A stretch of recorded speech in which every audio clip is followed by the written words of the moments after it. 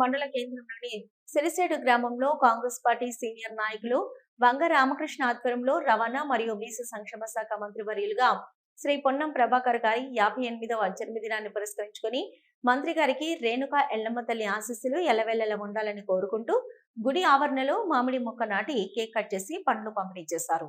కార్యక్రమంలో గౌడ సంఘం అధ్యక్షులు దేశిని మహేష్ గౌడ్, రేణుకా ఎల్లమ్మ దేవస్థాన చైర్మన్ నాగపురి సంపత్ గౌడ్, కాంగ్రెస్ నాయకులు బినవేని మహిపాల్, భోగం మహేందర్, మురహరి రాజు, ఎండి రఫీ, దేవాలయ డైరెక్టర్లు పొమ్మిడి సతీష్, నేరెళ్ల వెంకటరాజ్యం, సంతోష్, ఆంజనేయులు, ప్రెసిడెంట్ తిరుపతి, కొండ వీరన్న, కొండ కుమార్, పరకాల విజయ్, కొండ చంటి, భూమయ్య, రాజయ్య, మహేందర్ తదితరులు పాల్గొన్నారు.